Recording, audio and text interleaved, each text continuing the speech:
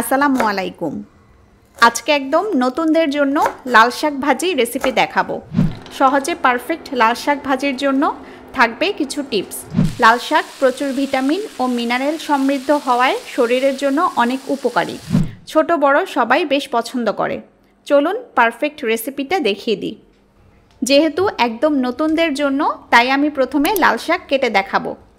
প্রথমে লাল শাক ভালোভাবে ধুয়ে নেবেন। এরপর কাণ্ডটা কেটে ফেলে দিব। এটা আপনারা দুইভাবে ফেলতে পারেন। প্রথমে দেখুন আমি হাত দিয়ে ভেঙে ফেলে দিলাম।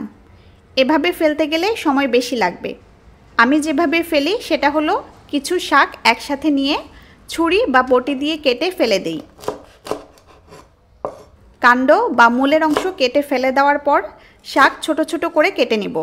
আমি কিভাবে করছি খেয়াল করুন, খুব সহজ প্রসেস। এভাবে আপনারা ইজিলি কেটে ফেলতে পারেন। আমি একাটি শাক এভাবে কেটে নিব।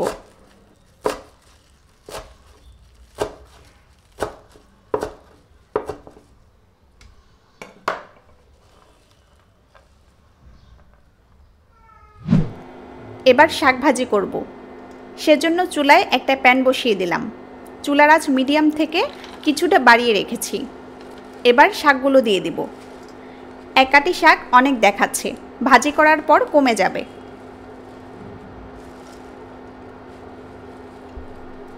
শাক দেওয়ার পর এখন লবণ দেব। নতুনরা যে ভুলটা করে সেটা হলো লবণ বেশি দিয়ে ফেলে। আগেই বলেছি ভাজির পর শাক অনেক কমে যায়, তাই লবণটা বুঝে দিবেন। এখন শাক বেশি দেখাচ্ছে, তাই লবণ বেশি দিয়ে ফেলবেন না। লবণ দিয়ে হালকা নেড়ে মিশিয়ে দিব।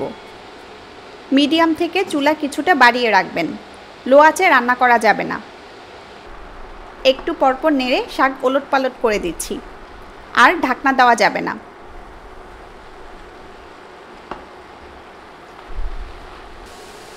ঢাকনা না দিয়ে ৫-৬ মিনিট রান্না করলে দেখবেন শাক থেকে অনেক পানি বের হচ্ছে এবং পানিটা আবার টেনেও যাবে। আর দেখুন শাক অনেক কমে গিয়েছে। পানিটা টেনে গেলে এখন শাকগুলো উঠিয়ে অন্য পাত্রে নিয়ে নিচ্ছি। এবার শাকে ফোড়ন দিব। একটা প্যানে দিচ্ছি সামান্য তেল।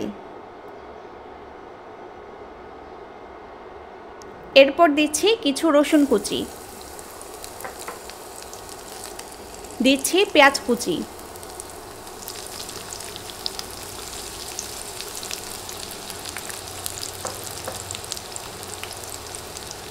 এবার দিচ্ছি মরিচ। আমি 2 রকম মরিচ দিলাম, শুকনা মরিচ ও কাঁচা মরিচ। আপনারা যে কোনো একটা দিলেও চলবে। এবার এগুলো নেড়ে কিছুক্ষণ ভেজে নিব। চুলা মিডিয়াম আঁচে রেখেছি। 1.5-2 মিনিট ভাজার পর লাল শাক দিয়ে দিচ্ছি। লাল শাক দিয়ে নেড়ে চেড়ে ভালোভাবে মিশিয়ে নিলেই হবে।